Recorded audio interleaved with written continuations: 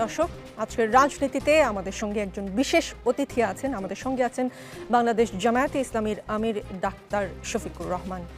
আমিরে জামাত ডাক্তার শফিকুর রহমান, আসসালামু আলাইকুম, কেমন আছেন আপনি? ওয়ালাইকুম আসসালাম ওয়া রাহমাতুল্লাহ। আলহামদুলিল্লাহ, আমি ভালো।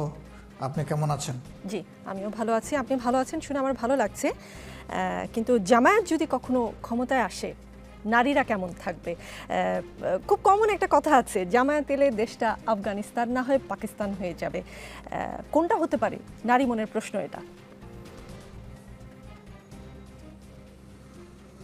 প্রশ্নের জবাবে যাওয়ার আগে আমি যমুনা টেলিভিশন কর্তৃপক্ষ, তার সাথে সম্মানিত সাংবাদিকবৃন্দ, কলা কুশলী সবাইকে একবার ধন্যবাদ এবং কৃতজ্ঞতা জানাবো যে 15.5 বৎসরের স্বৈর শাসন যা জাতির উপরে চেপে বসেছিল, 24-এর এই আন্দোলনে যমুনা টিভি বিপ্লবীদের সাথে ছিল। পুরোটা সময় জুড়েই সাথে থেকে অত্যন্ত দায়িত্বশীল ভূমিকা পালন করেছে। সেই হিসাবে আপনারাও এই পরিবর্তনের অংশীদার। এই গর্বের জন্য আমিও আনন্দিত এবং আশা রাখব ভবিষ্যতে যমুনা টিভি দেশ এবং জনগণের পক্ষেই তারা দায়িত্বশীল ভূমিকা পালন করবে। দিন দিন নিজেদের অবস্থান আরও সুদৃঢ় হবে এবং জনগণের কাছে নিজেদের প্রিয় মুখ হিসাবে পুরাপুরিভাবে যমুনা টিভি তার একটা মজবুত আসন গড়ে নেবে। আপনি প্রশ্ন করেছেন, জি, বাংলাদেশ জামাত ইসলামী যদি জনগণের ভোটে নির্বাচিত হয়ে ক্ষমতায় আসে, তাহলে নারীদের ক্ষেত্রে এই রাষ্ট্রের বা সরকারের দৃষ্টিভঙ্গি কেমন হবে? এটা কি পাকিস্তান স্টাইল হবে, নাকি আফগান স্টাইল হবে, নাকি অন্য কিছু হবে? না, বাংলাদেশ পাকিস্তানও হবে না, আফগানিস্তানও হবে না, বাংলাদেশ বাংলাদেশ থাকবে। তাহলে কেমন হবে সেই চিত্রটা? আজকেও আমরা 3টা দেশের রাষ্ট্রদূতের সাথে একসাথেই বসেছিলাম, তাদের একজনের সম্মানিত রাষ্ট্রদূতের বাসায়। এ প্রসঙ্গ সেখানেও এসেছিল। এ প্রশ্নের জবাব আগে অনেকবার দিয়েছি, আবার দিচ্ছি। বাংলাদেশ জামাত ইসলামী বিশ্বাস করে যে নারী পুরুষের সম্মিলনেই একটা সমাজ গড়ে ওঠে এবং সমাজ তার কাঙ্ক্ষিত ইস্পিত লক্ষ্যের দিকে এগিয়ে যায়। নারীকে বাদ দিয়ে সমাজ নয়, পুরুষকেও বাদ দিয়ে সমাজ নয়। যার যার অবস্থানে আল্লাহর দেওয়া মেধা, যোগ্যতা, দক্ষতা অনুযায়ী পরিবার, দেশ এবং জাতি গঠনে সবাই ভূমিকা রাখবে। এটি তাদের ন্যায্য অধিকার এবং রাষ্ট্রীয় দায়িত্বও বটে নাগরিক হিসাবে। এদিক থেকে বিবেচনা করলে আফগানিস্তানে অ্যাকচুয়ালি কি হচ্ছে এটা আপনিও চোখে দেখছেন না, আমিও দেখছি না। শুধু মিডিয়ার মাধ্যমে মাঝে মাঝে কিছু খণ্ডচিত্র আমাদের কাছে যেটুকু আসে তাই নিয়ে আমাদের ধারণা। তা আমরা যে আদর্শটা লালন করি এটা পাকিস্তান কিংবা আফগানিস্তান কেন্দ্রিক নয়। এটি হচ্ছে দুনিয়ার সর্বশ্রেষ্ঠ রাষ্ট্র ব্যবস্থা, যেটা 1500 বছর আগে মানবতার মুক্তির জন্যে প্রতিষ্ঠিত হয়েছিল, মদিনা কেন্দ্রিক। আমরা ওই ব্যবস্থাটাই চাই। সেই রাষ্ট্রে নারীদের অবস্থান কেমন ছিল? আপনি একজন বিজ্ঞ সাংবাদিক হিসাবে আমি বিশ্বাস করি আপনি জানেন, সেই রাষ্ট্রে নবী করিম সাল্লাল্লাহু আলাইহি ওয়াসাল্লাম তিনি মহিলাদেরকে রাষ্ট্রীয় গুরুত্বপূর্ণ কাজকর্মে এঙ্গেজ করেছিলেন, এমনকি যুদ্ধের ময়দানেও সঙ্গী বানিয়েছিলেন। তারা পুরুষদের সাথে থেকে যুদ্ধ করেছেন। ওদের কঠিন বিপদের সময় আল্লাহ রসুলের সামনে একজন যোদ্ধা জীবনের ঝুঁকি নিয়ে আল্লাহ রসুলকে আগলে রেখেছিলেন। তিনি ছিলেন একজন নারী, একজন মহিলা, একজন মা, হযরতে মুসাইবা রাদিয়াল্লাহু তাআলা আনহা। তিনি ঢাল ছিলেন আল্লাহ রসুলের জন্য। যুদ্ধ শেষে তার দেহ থেকে অনেকগুলা ঝুলন্ত তীর আল্লাহ রসুল নিজেই দাঁতে কামড় দিয়ে বের করেছিলেন।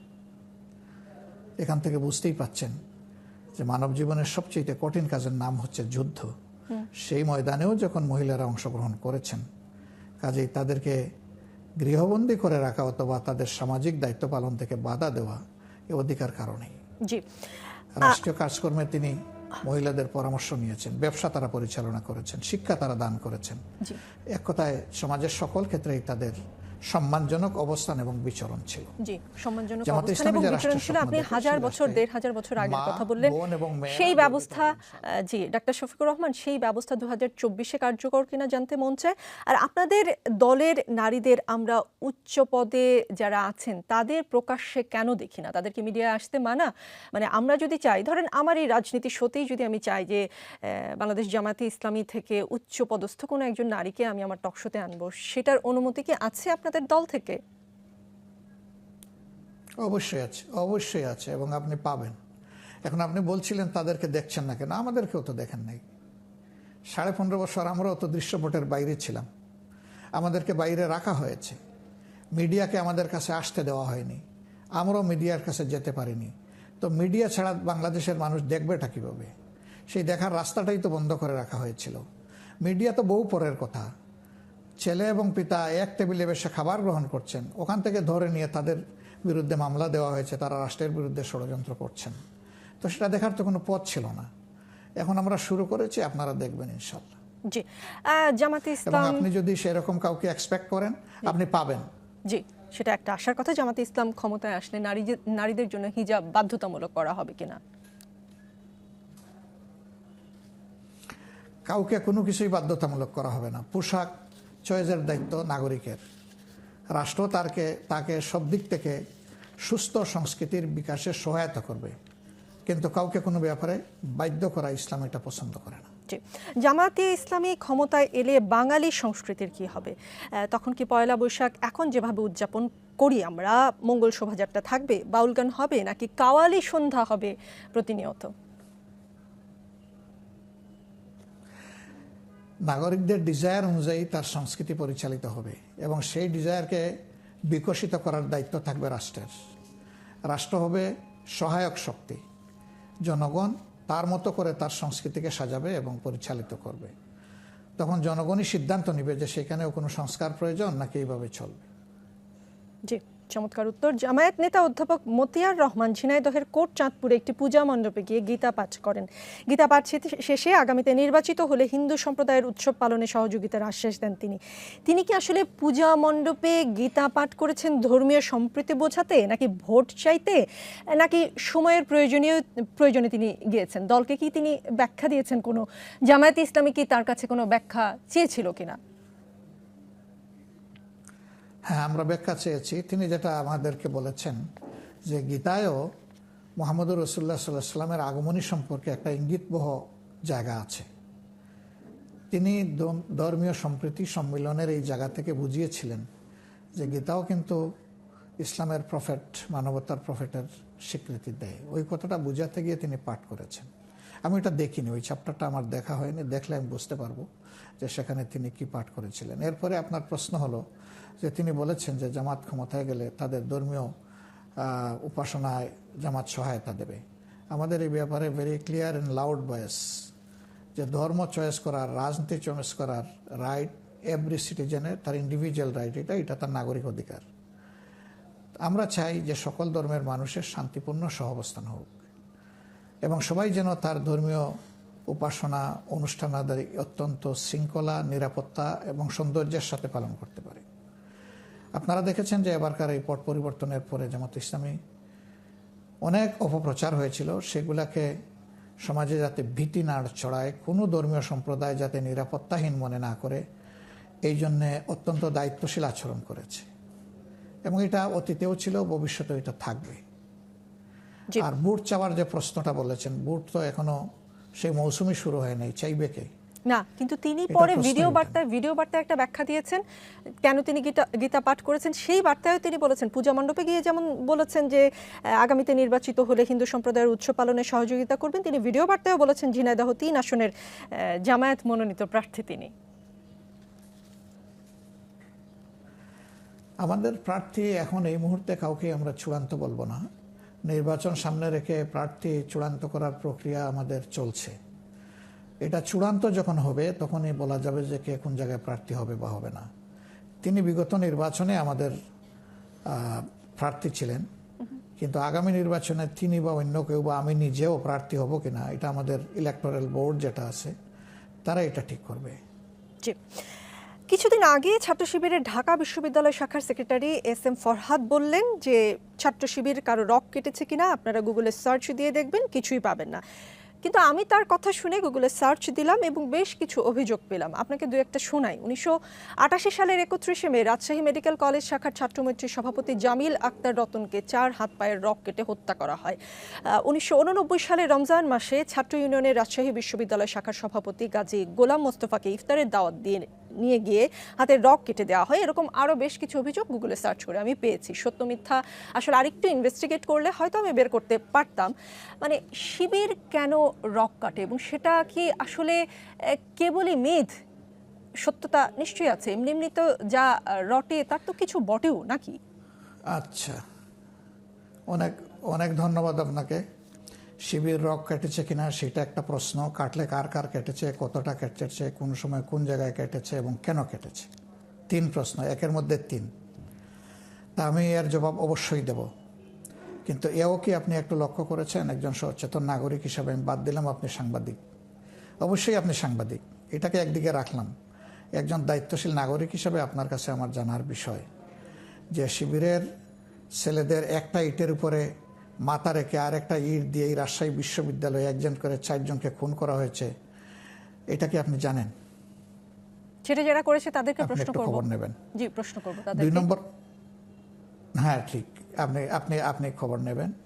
2 নম্বর হলো যে আপনি অত দূরে যাব না, ভেরি রিসেন্ট পাশে চলে আসেন। এই যে বিশ্বজিৎ নামে একটা ছেলে, ও একজন দর্জি, একটা আন্দোলনের সময় দৌড়াইয়া আত্মরক্ষা করতে গিয়ে সে হয়তো মনে করেছে রাস্তায় থাকলে আমার কোনো বিপদ হবে, একটা ভবনে সে আশ্রয় নিয়েছিল। সেখানে তাকে শিবির বলে কুপিয়ে জায়গায় শেষ করে দেওয়া হলো। সে চিৎকার দিয়ে বলছিল আমি হিন্দু, এইটাও কিন্তু তারা কনসিডারেশনে নেয় নাই। তুই শিবির, এটা বলেই তাকে এইভাবে কুপিয়ে স্পষ্ট দিবালুকে হত্যা করা হয়েছে এবং তাদের কিছু শাস্তি হয়েছে। আমি জানি না আলটিমেটলি সেই শাস্তি বাস্তবায়ন কতটুকু হবে। 3 নম্বর, আবরার ফাহাদ, এই যে বুয়েটে, এই ছেলেটা নামাজ পড়ে মানুষকে নামাজের জন্য আহ্বান জানায়। এই দোষে তাকে সন্দেহ করা হয়েছে সে শিবির। শিবিরও যদি হয় তাহলে কি এইভাবে কাউকে মারার কোনো বিধান আছে? আমাদের আইন, আমাদের সংবিধান কাউকে কি এখতিয়ার দিয়েছে? তো তার দোষ কি? সে শিবির। শুধু এই জন্য তাকে পিটিয়ে মেরে ফেলা হলো একটা ছেলেকে। বুয়েটে চান্স পায় কারা? বাংলাদেশে মেধার জগতে সর্বোচ্চ আসনে যাদের অবস্থান, তারা একটা বড় ধরনের প্রতিদ্বন্দ্বিতার মধ্য দিয়ে নিজেদের জায়গাটা করে নেয়। সেই ছেলেটাকেই হত্যা করে ফেলা হলো। এরকম শত শত ছেলেকে বিভিন্ন ক্যাম্পাসের বাইরে হত্যা করা হয়েছে। এখন আসেন রক কাটার ব্যাপারে আমি যাচ্ছি। রক কাটার ব্যাপারে সুনির্দিষ্ট কোনো অভিযোগে যদি মামলা হয়ে থাকে এবং বাংলাদেশের আদালতে যদি এটা প্রমাণিত হয়, তাহলে যে যার শাস্তি পাওয়ার পাবে। আমি তার পক্ষে দাঁড়াবো কেন? প্রশ্নই উঠে না। সে শিবির হোক আর যেই হোক, এই ধরনের অপকর্ম যেই করবে শাস্তি সে পাক, এটা আমি দাবি করি। কিন্তু শিবির রক্ষাটা এটা বলে যে প্রপাগান্ডা চালানো হয় আমাদের বিরুদ্ধে, তার বাস্তবতা চ্যালেঞ্জ করে আমরা বহুবার বলেছি কতগুলা রোগের রগ কোথায় কাটা হয়েছে আমাদেরকে কেউ দিয়ে একটু সাহায্য করেন। এবং সেইগুলার ব্যাপারে যে সমস্ত অভিযোগ হয়েছিল সেই অভিযোগগুলো আদালতে কিভাবে নিষ্পত্তি হয়েছে তা সহ একটু আমাদেরকে দিয়ে সাহায্য করেন। অভিযোগ যেহেতু আমাদের বিরুদ্ধে, তাইলে অভিযোগকারীদের দায়িত্ব হচ্ছে বিষয়টা আমাদেরকে দিয়ে সহযোগিতা করা। তারা যদি ওই রকম কোনো অভিযোগ দিয়ে আমাদেরকে সহযোগিতা করেন, আমরা সেগুলো দেখব। কিন্তু এবং সেই ক্ষেত্রে আমাদের আপনাদের বিরুদ্ধে আপনাদেরও তো এগিয়ে আসতে হবে। আপনাদের দলের কেউ যদি এরকম করেই থাকে, আমি শুরুতেই বলেছি যা রটে তার কিছুটা হলেও বটে, আপনাদেরও তো দায় আছে খুঁজে বের করে তাদেরকে দলীয়ভাবে সাজা দেওয়ারও তো একটা রীতি আছে নিশ্চয়ই। হ্যাঁ, অবশ্যই আছে, থাকবে না কেন? যদি কেউ এরকম অপরাধ করে তাকে তো অবশ্যই একটা শৃঙ্খলার আওতায় আনতে হবে, ব্যবস্থার আওতায় আনতে হবে, পদক্ষেপ নিতে হবে। আমরা নেই, যখন যাটা প্রয়োজন মনে করি নেই। আমি রক্ষাটা হিসেবে বলছি না। কেউ দলীয় শৃঙ্খলা ভঙ্গ করলে এবং কারো উপরে আঘাত করলে অন্যায়ভাবে, সেটা অবশ্যই আমরা নেই, নিব না কেন? সেটা সব সংগঠন নেই, আমরাও নেই। কিন্তু আমাদের বিরুদ্ধে যে অভিযোগটা, সেটার বাস্তবতা কতটুকু, আর অন্যদের বিরুদ্ধে হাজারো অপরাধ করার পরে অভিযোগ নেই কেন?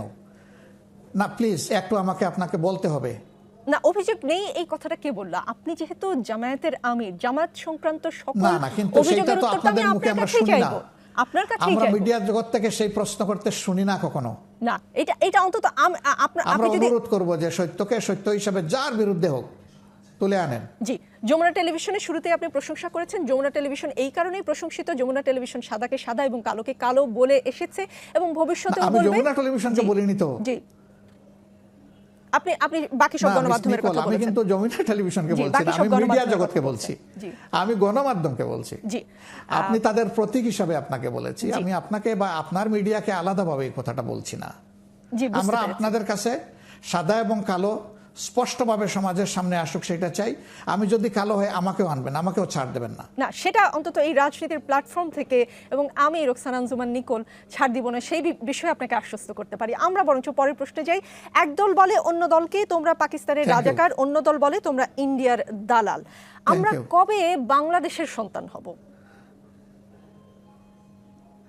না, আমরা কিন্তু ওই দালাল বলতে রাজি না। আমরা এই দেশের মানুষ যারাই আছে তাদেরকে বিভক্ত করতে রাজি না। আপনি বোধহয় ইদানিং আমাদের বক্তব্যগুলো লক্ষ্য করছেন। আমরা বলছি যে জাতীয় স্বার্থে সবাইকে এক হতে হবে। রাজনীতি যার যার থাকবে, আদর্শ যার যার থাকবে, ধর্ম যার যার থাকবে, কিন্তু দেশ আমাদের সবার। দেশ আমাদের সবার এই জায়গা থেকে রাষ্ট্রীয় স্বার্থের যে জায়গাটা আছে এখানে আমাদের এক থাকতে হবে। এখন সবাই যদি অন্য দেশের দালাল হয় তাইলে এই দেশের নাগরিক হবে এটাকে। আমরা ওই দালাল কাউকে বলতে রাজি না। একজন দোষ করতে পারে, দোষের জন্য তার বিরুদ্ধে অভিযোগ আসবে, বিচার হবে, শাস্তি পাবে, কিন্তু তাই বলে আমি দালাল হিসাবে ঠেলে দেবো কেন? এটা তো দেশের জন্য লজ্জার বিষয়। জি, ইন্ডিয়ার সাথে আপনাদের সম্পর্কটা কেমন হবে জামাতে ইসলামের দল হিসেবে, এবং যদি কখনো রাষ্ট্র ক্ষমতায় যান তখন কি হবে, পরিকল্পনা কি? এবং পাকিস্তানের সাথে আপনাদের সম্পর্কটা কেমন হবে? আমরা ইন্ডিয়া এবং পাকিস্তানের সাথে আলাদা স্পেশাল সম্পর্ক একদিকে বিবেচনা করতে পারি। পাকিস্তান একসময় এই দেশের অংশ ছিল, আমরাও একই দেশ ছিলাম, সেটা একটা বিষয়। আবার ইন্ডিয়া আমাদের নিকটতম প্রতিবেশী এবং আমাদের মুক্তিযুদ্ধে তাদের অবদান আছে, এটা আরেকটা বিষয়।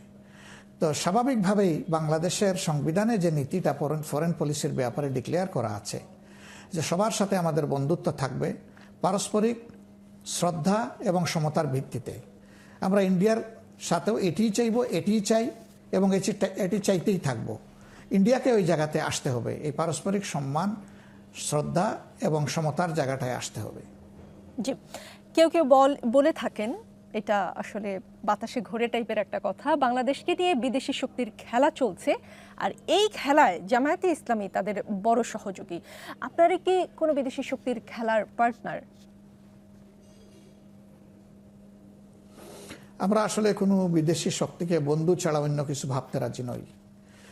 কোনো বিদেশি শক্তি, সেটা যে দেশ হোক, তারা যদি তাদের ইচ্ছা আমাদের জাতির উপর চাপিয়ে দিতে চান তাহলে আমরা এই চাপানো কোনো অবস্থায় সমর্থন করব না। জি, আপনাদের নিষিদ্ধ করা হয়েছিল, এখন আবার আওয়ামী লীগকে নিষিদ্ধ করার কথা উঠছে। আওয়ামী লীগকে নিষিদ্ধ করলে এটার ফলাফল কি হতে পারে? আওয়ামী লীগকে নিষিদ্ধ করলে তার ফলাফল কি হতে পারে সেটা ভবিষ্যৎ বলে দেবে, এখনই আমি এটা বলতে পারবো না। আওয়ামী লীগ এই দেশের একটা রাজনৈতিক দল। 1970 সাল থেকে আওয়ামী লীগকে মানুষ একটাভাবে দেখে আসছে। এখনকার যে জেনারেশনে যারা আছে তাদের 80 ভাগে 1970 সালে কনসাস ছিলেন না, হয়তো 20% মানুষ তখন সচেতন ছিলেন, বাকি 80 ভাগ 70 সাল দেখে নাই। তারা বাংলাদেশের স্বাধীনতার পর থেকে বিভিন্ন পট পরিবর্তন দেখেছে, 75 দেখেছে, 79 দেখেছে, 82 দেখেছে, 81 দেখেছে, তারপরে 90 দেখেছে, 96 দেখেছে, 2009 বা 8 দেখেছে, 14 দেখেছে, 18 দেখেছে, 24 দেখেছে। এই গোটা রাজনৈতিক অভিযাত্রায় আওয়ামী লীগ যে রোল প্লে করেছে তাতে আমরা যদি খোলা চোখে দেখতে চাই তাহলে আমরা দেখব যে আওয়ামী লীগ গণতান্ত্রিক মূল্যবোধের প্রতি খুব কমই তারা সম্মান দেখিয়েছে। 70-এর নির্বাচনে পূর্ণাঙ্গ পাকিস্তানের 300 আসনের মধ্যে 161 আসনে আওয়ামী লীগ বিজয়ী হয়েছিল। জনগণের এই রায়কে পাকিস্তানি শাসক গোষ্ঠী মেনে না নেওয়ার কারণেই অনিবার্য হয়ে উঠল একটি মুক্তিযুদ্ধ। সেখানে অনেক জীবন গেল, সম্পদ ধ্বংস হলো, ইজ্জত গেল, অনেক ক্ষয়ক্ষতি এই দেশটার হলো।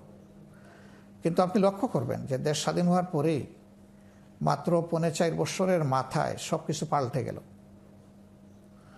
পাল্টে গিয়ে বহুদলীয় গণতন্ত্রের সেই মূল্যবোধকে পাকিস্তান শাসন গোষ্ঠী মেনে না নেওয়ার কারণে, শাসক গোষ্ঠীর একগুয়েমির কারণে, বিশেষ করে ভুট্টো সাহেবের অবাস্তব এবং একগুয়েমির কারণে অনেক রক্ত গেল, দেশ স্বাধীন হলো। সেই স্বাধীন দেশে আওয়ামী লীগ ভোটের অধিকার অস্বীকার করার কারণে যে মুক্তিযুদ্ধ হলো, মুক্তিযুদ্ধের মাধ্যমে দেশ স্বাধীন হলো, সেই স্বাধীন দেশে আওয়ামী লীগ কী করলো? আওয়ামী লীগ সহ সকল দলকে নিষিদ্ধ করে দিল। আওয়ামী লীগের নামও থাকলো না। বাংলাদেশ কৃষক শ্রমিক আওয়ামী লীগ করলো, বাকশাল করলো। এবং সেই বাকশালের যে কনস্টিটিউশন ছিল সেটা পুরোপুরিভাবে একদলীয় শাসন ছিল। এখানে অন্য কোনো দলের কোনো ধরনের অংশগ্রহণের সুযোগ ছিল না। কার্যত গণতন্ত্রকেই হত্যা করা হলো। কেন আওয়ামী লীগ এটা করতে গেল? ইতিহাসের সর্বোচ্চ সম্মান এবং ভালোবাসার জায়গায় শেখ মুজিব সাহেব ছিলেন। তিনি পাকিস্তানের কারাগারে থাকলেও মুক্তিযুদ্ধে তার ভাবমূর্তি সহায়ক শক্তি ছিল, এটাকে অস্বীকার করতে পারবে না। এবং এই জাতি তাকে যে পরিমাণ সম্মান দেখিয়েছিল, তিনি জাতির উপর আস্থা হারালেন কেন? বহুদলীয় গণতন্ত্রের সৌন্দর্যটা খতম হলো কেন? তার নিজেরই হাতে। আবার সেখানে রেগুলার আমাদের ফোর্স ছিল, সশস্ত্র বাহিনী ছিল, পুলিশ ছিল, আনসার ছিল, আমাদের বিডিআর ছিল। এর পাশাপাশি দেখা গেল রক্ষী বাহিনী গঠন করা হলো। সেই রক্ষী বাহিনী এতটাই ক্ষমতার দর ছিল যে সারা দেশবাসী তাদের কাছে অসহায় ছিল। যাকে তুলে আনতে ইচ্ছা করেছে তুলে নিয়ে এসেছে, যারা মেরে ফেলতে ইচ্ছা করেছে মেরে ফেলেছে। এর কোনো দায়বদ্ধতা কারো কাছেই তাদের ছিল না। কেন একটা স্বাধীন দেশে এমন হবে, যে দেশের জনগণ 70-এর নির্বাচনে 94% মানুষ তাদেরকে ভোট দিয়েছিল? এই জাতির প্রতি তারা আস্থা হারালেন কেন? হাজার হাজার তরুণ যুবককে বিনা বিচারে খুন করা হলো কেন? এরপরে দেখেন 96 তারা ইলেকশনে এসেছেন। জি, আপনি শেষ করলে পরবর্তী প্রশ্নে যাবেন না? আমি আরেকটু বলবো।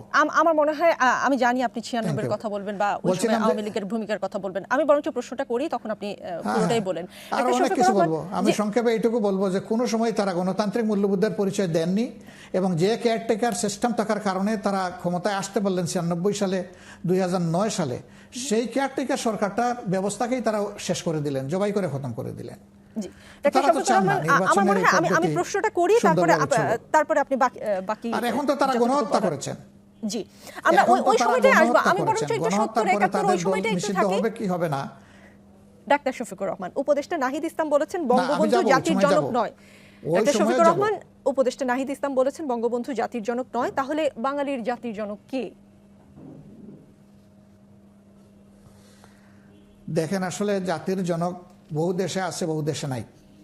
জাতির জনক এমন একটা সম্মানের জায়গা, এটা কোনো চাপায় দেওয়ার ব্যাপার নয়। জনগণ এটাকে বুকে ধারণ করবে চরম সম্মানের সাথে। দুনিয়ার বহু দেশে এটা আছে। যেমন আপনি যদি আমাদের বেশি দূরে নয়, আপনি ফিলিপিন্সে যদি যান, সেখানে ডক্টর রিজেল তাদের জাতির পিতা, তাকে কোন উচ্চতায় কোন সম্মানে রেখেছে দেখেন। রিজেলের ফ্যামিলি কিন্তু পরবর্তী পর্যায়ে কেউ এই দেশ শাসন করে নাই, ফিলিপিন শাসন করে নাই, কিন্তু তার কন্ট্রিবিউশনের কারণে স্বাধীনতার যুদ্ধে জনগণ তাকে পরম সম্মানের সাথে বরণ করে নিয়েছে। আর নাহিদ ইসলাম যেটা বলেছেন, এটা তো তার ব্যক্তিগত একটা বক্তব্য। রাষ্ট্রের পক্ষ থেকে এখন পর্যন্ত প্রধান উপদেষ্টা এটা কিছু বলেননি।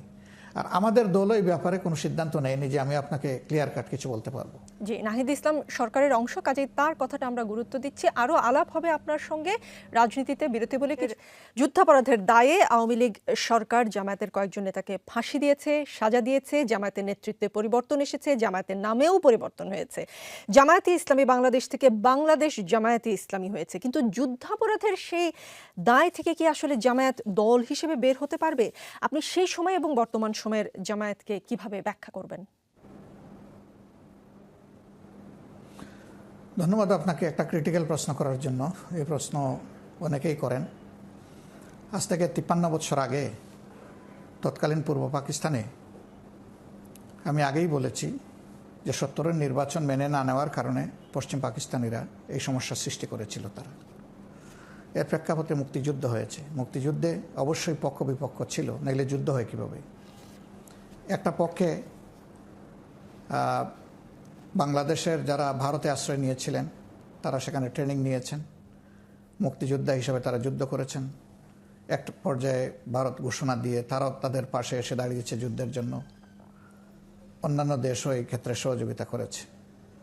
আরেক পক্ষে ছিল এক্সিস্টিং পাকিস্তান আর্মি এবং তাদের আরও কিছু সহায়ক শক্তি। পাকিস্তানের অখণ্ডতায় পক্ষে ছিল আর অনেকগুলো দল, শুধু জামাতে ইসলামী না। তখনকার প্রধান দল ছিল মুসলিম লীগ। আজকে সেই দলটির অস্তিত্ব অনেকটাই দুর্বল, যার কারণে মুসলিম লীগের বিরুদ্ধে কোনো কথা নেই। কথা যদি কিছু থাকেই থাকে সব হলো জামাত ইসলামের বিরুদ্ধে। আমি তখনকার ছোট্ট শিশু, 12 বছরের শিশু। আমি তখন এনাফ ম্যাচিওর্ড না যে আমি রাজনৈতিক একজন বুদ্ধা হিসাবে তখনকার বিষয়গুলোকে সচক্ষে দেখে বিশ্লেষণ আজকে করতে পারবো। আর এখনকার জেনারেশনের অনেকেই তখন জন্ম হয়নি, বেশিরভাগেরই জন্ম হয়নি। তো সেই সময় যদি ধরে নেওয়া হয় যুক্তির খাতিরে যে জামাত ইসলামের কোনো নেতা কোনো ক্রাইম সরাসরি কমিট করেছেন, তাহলে তার বিচার হোক, এতে কারো কোনো আপত্তি নেই। এরকম ক্রাইম যদি তারা কমিট করেই থাকেন, তাহলে তখন স্বাধীন দেশে হাজার হাজার মানুষের বিরুদ্ধে মামলা হয়েছে তাদের ক্রাইমের এগেনস্টে। তো বাংলাদেশের স্বাধীন এই বাংলাদেশে জামাতেরও যারা 71 সালে ক্রাইম কমিট করেছে তাদেরও তো বিরুদ্ধে মামলা হওয়া উচিত ছিল। কিন্তু যাদেরকে বিচার করে শাস্তি দেওয়া হলো তাদের কারো বিরুদ্ধে আমরা একটা মামলা দেখলাম না। এমনকি অধ্যাপক গোলাম আজম, যে 41 জন মানুষের নাগরিকত্ব শেখ মুজিবের সরকার খতম করে দিয়েছিলেন, তার মধ্যে একজন ছিলেন গোলাম আজম সাহেব, তারও বিরুদ্ধে কিন্তু কোনো মামলা ছিল না। নাগরিকত্ব কেড়ে নিয়েছেন কিন্তু কোনো মামলা নাই, আর বাকিদের বিরুদ্ধেও নাই। তো স্বাভাবিকভাবেই বিবেকবান মানুষ, এবং আমি নিজেও প্রশ্ন করব যে তারা এত অপরাধ করলেন তখন মামলা করেননি কেন? আপনারা মামলা রেকর্ডে রাখতেন, সেই মামলা 100 বছর পরে বিচার হোক, মরণোত্তর বিচার হোক, অথবা জীবিত থাকা অবস্থায় বিচার হোক, তখন সবাই বুঝতো যে না, তাদের বিরুদ্ধে তখনও অভিযোগ ছিল। জামাত তো তখন এমন কোনো অবস্থানে ছিল যে জামাতকে সমীহ করে মামলা করা যাচ্ছে না, সেই অবস্থায় তো জামাত ইসলামী ছিল না। তো মামলা হলো না কেন? জিডি হলো না কেন? কোনো মামলা নাই, জিডি নাই। 42 বছর পরে মামলা সৃষ্টি হইল কীভাবে? এবং সৃষ্টি করতে গিয়ে যে মানুষগুলো এই সমাজের মানুষ সবাইকে চিনে, তারা বারবার তাদের এলাকা থেকে নির্বাচিত হয়ে এসেছেন, তারা ধিক্কৃত নন, কুখ্যাত নন, অথচ তাদের বিরুদ্ধে অভিযোগ আনা হলো খুনি, লম্পট, তারা লুণ্ঠনকারী এবং তারা অগ্নিসংযোগকারী। সেই মামলা পরিচালনা করতে গিয়ে কোনো আইন মানা হয়নি। একবার বলা হয়েছে এটা যুদ্ধ অপরাধ মামলা, আরেকবার বলা হয়েছে মানবতা বিরোধী অপরাধ মামলা, একবার বলা হয়েছে আন্তর্জাতিক স্ট্যান্ডার্ডে আইনে এর বিচার হবে, আরেকবার বলা হয়েছে ডোমেস্টিক আইনে বিচার হবে। মানে স্থিরই থাকতে পারেন নাই তারা কোনো জায়গায়। এরপরে সাক্ষ্য আইনের যে ধারা আমাদের ফৌজদারি বিধিতে আছে, তার কোনো কিছু তখন মানা হয়নি, গ্রাহ্য করা হয়নি। না করে বানানো সাক্ষী, মিথ্যা অভিযোগ, সাজানো কোর্ট দিয়ে এগুলা করা হয়েছে। বলবেন যে তার প্রমাণ কি? তার প্রমাণ তো ভুরি ভুরি, 2টা প্রমাণিত তো যথেষ্ট। স্কাইপ কেলেঙ্কারির বিষয় যেটা প্রকাশ্যে এসেছে, আর একটা সেফ হাউস তৈরি করে সাক্ষীদেরকে সেখানে কথা শিখিয়ে দেওয়া হতো যে কি সাক্ষী তারা দেবে। মনমতো যারা দিত না ওদেরকে পিটানো হতো, আর যারা দিতে পারতো তাদেরকে উপহার দেওয়া হতো। সেগুলো মিডিয়া এসেছে, এগুলো পরিষ্কার জিনিস। এরপরে দেখেন যে আদালত চলছে বাংলাদেশে, আর রায় লিখে দেওয়া হচ্ছে ব্রাসেলস থেকে। আদালতে কিভাবে পারফর্ম করতে হবে বিচারককে শিখিয়ে দিচ্ছেন ব্রাসেলস থেকে একজন, অথচ বলা হচ্ছে এই আদালত নাকি স্বাধীন আদালত। তো স্বাধীন আদালতের এই অবস্থা, সারা দুনিয়া এটার এগেনস্টে কনসার্ন এক্সপ্রেস করেছে। যদি তারা দোষী হন তাইলে তাদেরকে শাস্তি দেওয়া হয়েছে, এটা যথার্থ। তাইলে ফেয়ার বিচার করতে অসুবিধাটা কোথায় ছিল? ফেয়ার বিচার না করে কোনো অভিযোগ যাদের বিরুদ্ধে 42 বছর ছিল না, হঠাৎ করে অভিযোগ খাড়া করলেন। খাড়া করলে এই লুকোচুরির বিচার কেন? আমরা এটাকে পরিষ্কারভাবে প্রত্যাখ্যান করেছি প্রত্যেকটি রায়কে, এবং আমরা বলেছি এটা বিচারিক হত্যাকাণ্ড। এটা শুধু আমরা বলি নাই, বিশ্বের অনেক মানবাধিকার সংগঠনও বলেছে। রিপোর্টেড মানবাধিকার সংগঠন, অ্যামনেস্টি, হিউম্যান রাইটস ওয়াচ সকলে বলেছে। তো সেই জায়গা থেকে দায়, আগে তো দায় বর্তাবে হবে, তারপরে না স্বীকার অস্বীকার করার প্রশ্ন। ডাক্তার শফিকুর রহমান, কেন যুদ্ধের পরপরই যুদ্ধবিধ্বস্ত একটি দেশে মামলা হয়নি? কেন 42 বছর পর মামলা হলো, সাজা হলো? এটা বিচারিক হত্যাকাণ্ড।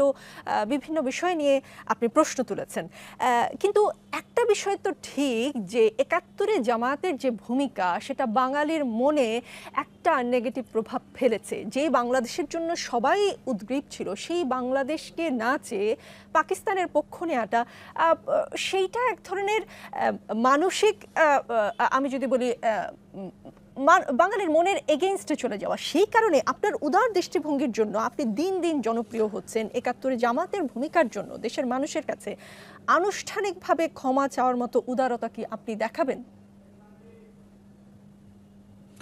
আপনি আরেকটা চমৎকার প্রশ্ন তুলেছেন এবং একটা অভিব্যক্তি জানতে চেয়েছেন। দেখেন, এক পাকিস্তান শুধু জামাতে ইসলামী চায়নি, শেখ মুজিবও চেয়েছিলেন।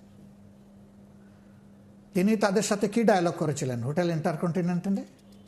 সেটাকে দেশ স্বাধীনতার ডায়ালগ করেছিলেন, নাকি তিনি পাকিস্তানের প্রধানমন্ত্রী হওয়ার তার যে অধিকার সেটা নিয়ে আলোচনা করেছিলেন? আমরা পরিষ্কার জানি যে তিনি তার অধিকার ফিরে পেতে আলোচনা করেছিলেন। তিনি পাকিস্তান বাহিনীর হাতে বন্দী হওয়ার আগ পর্যন্ত তিনি নিজের মুখে স্বাধীনতা ডিক্লেয়ার করেননি, কারণ তিনি কনফিডেন্ট ছিলেন যে এটা তার অধিকার, তাকে দিতে হবে। তিনি তো পাকিস্তান থেকে বাংলাদেশকে নিজেই স্বাধীন করতে চাননি। এখন আপনি বলবেন 7ই মার্চের ভাষণ কি হবে?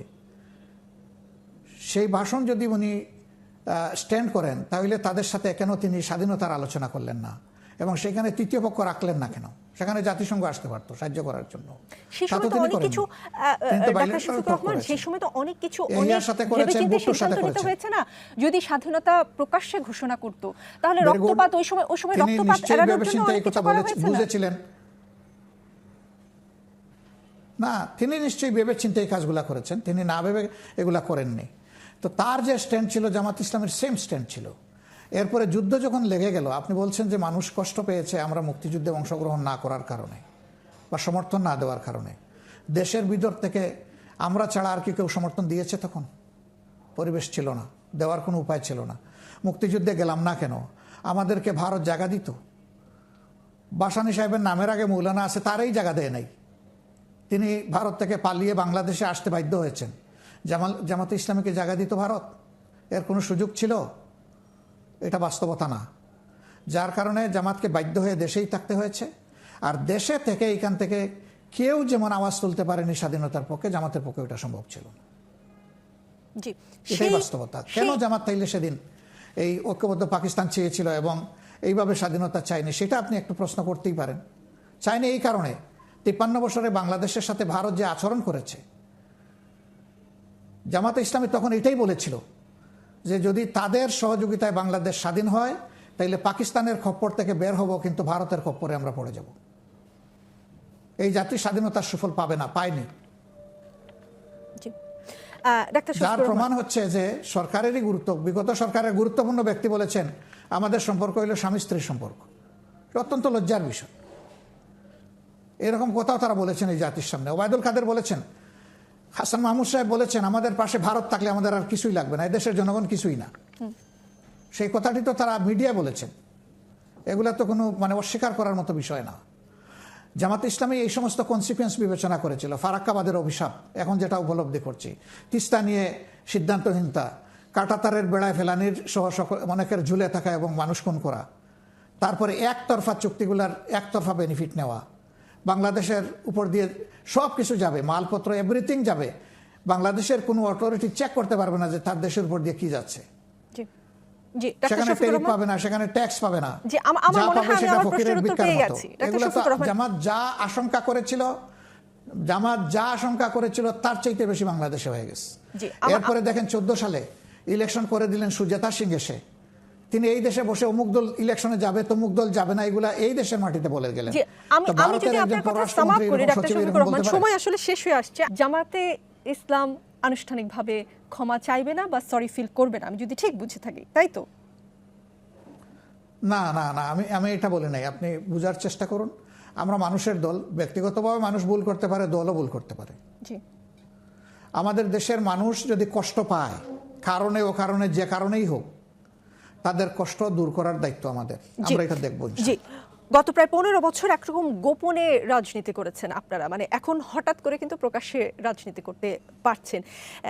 প্রকাশ্যে রাজনীতি করতে গিয়ে কি আপনাদের ছোটখাটো কোনো ভুল ত্রুটি হয়ে যাচ্ছে কিনা? এই যেমন কিছুক্ষণ আগে বললাম মন্দিরে গীতা পাঠ বা ইসলামী সঙ্গীত পরিবেশন, এটা কি প্রকাশ্যে রাজনীতি করার সাথে অনভ্যস্ততার কারণে হচ্ছে? আপনারা প্রধান উপদেষ্টার সাথে সংলাপে 10 দফা দাবি প্রস্তাব দিয়েছেন। আপনারা তো ইসলামী শাসন কায়েম করতে চান বা ইসলামী রাষ্ট্র প্রতিষ্ঠা করতে চান, তাহলে এক কথায় ইসলামী বিধান চালু করার প্রস্তাব দিলেন না? প্রথম প্রশ্নে থাকেন। জি, সময় শেষ বলে আমি দুটো প্রশ্ন একসাথে করে ফেললাম। না, আপনি প্রথম প্রশ্নে থাকেন আর কি। প্রথম প্রশ্নটা হচ্ছে যে 15 বছর পরে হঠাৎ করে আমরা আসছি না। আমরা হঠাৎ করে আসি নাই, আমাদেরকে চাপিয়ে রাখা হয়েছিল। এখন সেই চাপটা শুধু আমাদের উপর না, গোটা জাতির উপর থেকে চলে গেছে। এই জন্য যে কাজগুলো আমরা 15 বছরে করতে পারি নাই, সেই কাজগুলো এখন আমরা করার চেষ্টা করছি মাত্র, এর বেশি কিছু না। করতে গিয়ে আমরা ছোটোখাটো ভুল ত্রুটি করে ফেলছি কিনা, ছোটোখাটো ভুল ত্রুটি তো হতেই পারে আমাদের। তো দুইটা ইনস্ট্যান্স বিশ্লেষণের দাবি রাখে। এক জায়গায় দাওয়াত দিয়ে নিয়ে গেছে, তারা স্টেজে জোর করে উঠে নাই, দুই জায়গায় তারা ইনভাইট করেছে, গান গাওয়ার পরে তারা চলে এসেছে, সেখানে অ্যাপ্রিসিয়েটও করা হয়েছে। এরপরে সোশ্যাল মিডিয়া কেউ একজন একটু অন্যভাবে পরিবেশন করেছে, তাদের মধ্যেও একটু অস্থিরতা দেখা দিয়েছে, এবং আমরাও সেখানে আমাদের লোকদেরকে বলেছি যে এটা না গেলেও চলতো। আর গীতার ব্যাপারটা আমি আগেই বলেছি, এখন আর ওইটা আর বলতে যাচ্ছি না।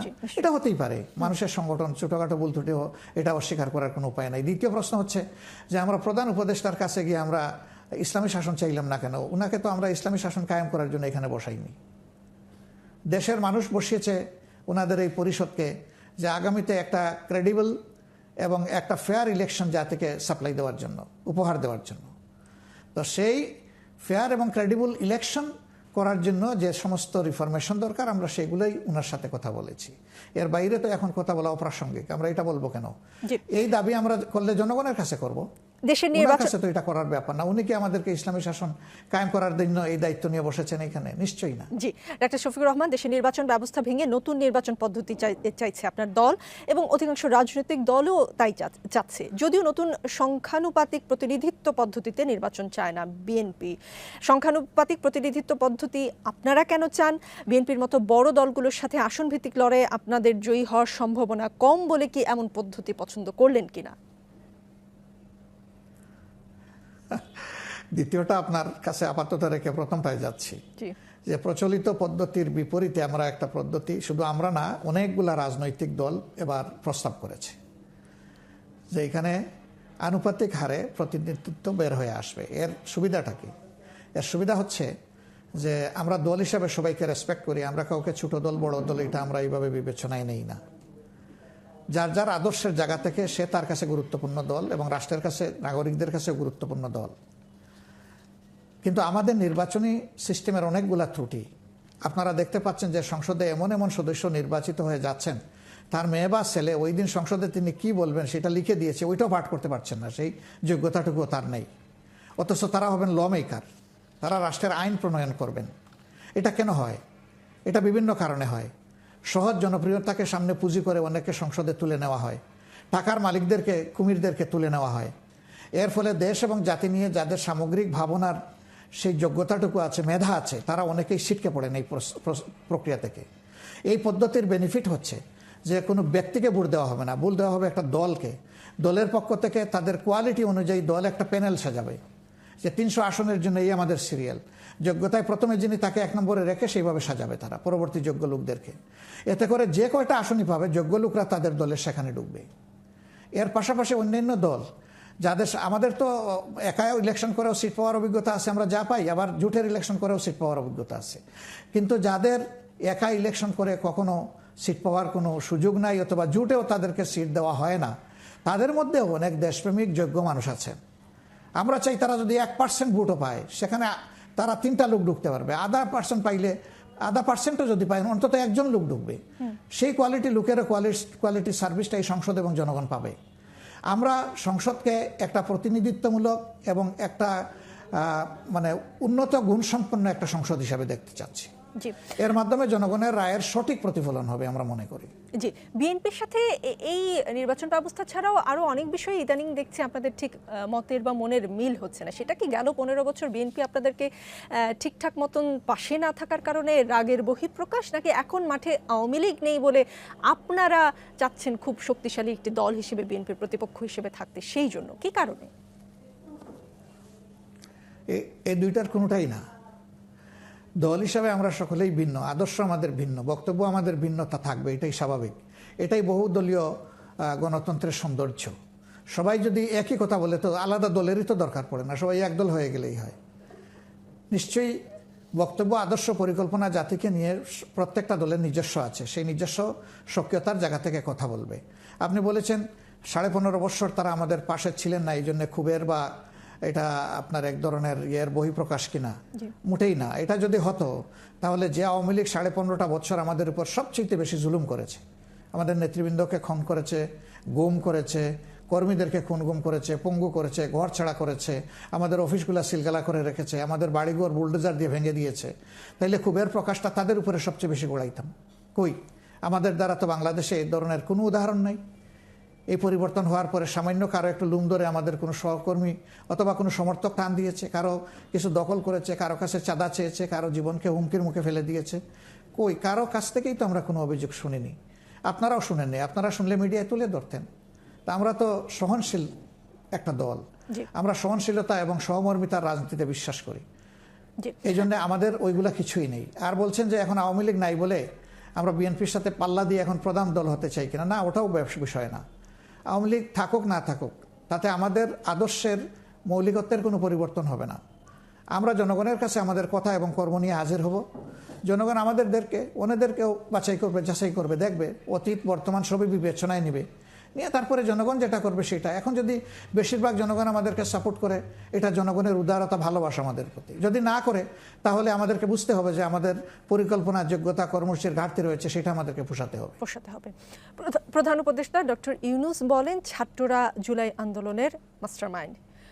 সাবেক প্রধানমন্ত্রী শেখ হাসিনা তখন বলছিলেন আন্দোলন চলাকালে বারবার তিনি বলেছেন যে এটা ছাত্রদের আন্দোলন নয়, এটা জামায়াত শিবিরের আন্দোলন। পরবর্তীতে আমরা দেখলাম সাদিক কায়েমকে আর মানে তার আন্দোলনের সঙ্গী সাথীরাও জানতো না যে সে শিবির কর্মী। আন্দোলনের মাস্টারমাইন্ড কারা? আপনারা নন তো হিডেন মাস্টারমাইন্ড? আন্দোলনের মাস্টারমাইন্ড বাংলাদেশের 18 কোটি মানুষ, যারা মজলুম ছিল তাদের সবার স্রোত এক মোহনায় এসে মিলিত হয়েছিল। এই জন্য সমাজের এই পরিবর্তনটা এসেছে। এখন ইউনূস সাহেব কোন দৃষ্টিভঙ্গি থেকে কোনো একজনকে বা একাধিক ব্যক্তিকে বলছেন, এর ব্যাখ্যা তিনি দিতে পারবেন, এর ব্যাখ্যা আমার কাছে নাই। তিনি এটা দেওয়ার সাথে সাথে অন্যান্য সমন্বয়করা বলেছে যে না, আমাদের মাঝে ওই রকম মাস্টার মাইন্ড বলতে কেউ ছিল না, আমরা সম্মিলিতভাবে এক হয়ে কাজ করেছি। এটা সমন্বয়করা বলেছে, আমরা বলি নাই। আর শেখ হাসিনা বলেছেন এটা জামাত শিবিরের আন্দোলন ছিল, এটাও সঠিক নয়। তাইলে তো জামাত শিবিরের মানুষ হয়ে গেছে 18 কোটি মানুষ। এই জন্য শেখ হাসিনার জন্য আমরা একটা উপহার পাঠিয়ে দিতে পারি। তিনি যদি তার এই কথার কারণে যদি এই 18 কোটি মানুষই বাংলাদেশের জামাত ইসলামের পক্ষে এসে দাঁড়ায়, এটা উনি অনেক কথাই অতীতে বলেছেন যেগুলোর সাথে বাস্তবের কোনো মিল ছিল না। তিনি এও তো বলেছিলেন যে সবাই পালিয়ে যাওয়ার কথা বলে অমুক পালায় না, এই কথা তো উনি বলেছিলেন। তো উনি গেলেন কেন? উনি থাকতেন, থেকে পরিবেশটা ফেস করতেন। আমাদের নেতৃবৃন্দকে খুন করেছেন, কেউ তো পালিয়ে যায়নি, সবাই তো দেশেই ছিল। একজন বিদেশে ছিলেন, তিনি ফেস করার জন্য সাহস করে দেশে এসেছিলেন, তারও ফাঁসি হয়েছে। মীর কাসিম আলী সাহেব, বিশিষ্ট মিডিয়া ব্যক্তিত্ব, আপনাদেরই জগতের মানুষ। তো আমরা তো পালাইনি, তো তার কোন কথাটা সঠিক বলবো? এই জন্য আমরা আমাদের বিবেচনায় একটা কথা বলি যে তিনি যা বলেন তা করেন না, আর যা করেন তা বলেন না। জি, এটা শেষ প্রশ্ন। আপনার একটি বক্তব্যে খুঁজে পেয়েছি, আপনি বলেন নাইদার মেজরিটি নর মাইনরিটি, উই ওয়ান্ট ইউনিটি। আপনি বলেছেন my country right or wrong. আপনার বক্তব্য থেকে এই পাওয়া কথাগুলো যেরকম একটা জায়গা থেকে আপনি বলেন, এমন জায়গায় আমরা কেমন করে পৌঁছাবো? আমরা পৌঁছে যাব, এই ব্যাপারে আমরা কনফিডেন্ট। এবং আমরা সকল ধর্মের লোকদের সাথে আমরা মিশেছি, সকল গ্রুপের লোকদের সাথে মিশার সুযোগ নিচ্ছি। আমরা এই বার্তা সবাইকে দিচ্ছি। আমরা চাই যে এই বার্তা নিয়ে সবাই নিজের জায়গা থেকে সবাই কনফিডেন্ট হোক, আত্মবিশ্বাসী হোক। আমরা পরিষ্কার বলি, মসজিদে যদি পাহারার প্রয়োজন না হয়, মন্দিরে পাহারা লাগবে কেন? এটা তো একটা ডিসপ্যারিটি। এটা প্রমাণ করে যে আমাদের সমাজে এখনো ডিসপ্যারিটি আছে। আমরা ওই ডিসপ্যারিটিটাকে খতম করতে চাই, যে সবাই যার যার জায়গা থেকে সম্মানিত মর্যাদাবান নাগরিক হিসাবে যেন এই দেশে বসবাস করতে পারে। ধর্ম এবং দল সিলেকশন করার দায়িত্ব এভরি ইন্ডিভিজুয়ালের। এখানে হস্তক্ষেপ করার অধিকার কারোই নেই। আমরা এটাতে গভীরভাবে বিশ্বাস করি, আমাদের কর্মের মাধ্যমে প্রমাণ করছি এবং আরও করব সুযোগ পেলে ইনশাআল্লাহ। জি, ডাক্তার শফিকুর রহমান, অনেক ধন্যবাদ যমুনা টেলিভিশনকে সময় দেওয়ার জন্য। রাজনীতির এই প্ল্যাটফর্মে নিশ্চয়ই আগামীতে আবারও আপনার সঙ্গে কোনো না কোনো সময় কথা হবে। ভালো থাকুন। রাজনীতিতে শেষ কথা বলে কিছু নেই, তাই চলতে থাকবে রাজনীতির এই আলাপ। দেখা হবে আগামী রাজনীতিতে।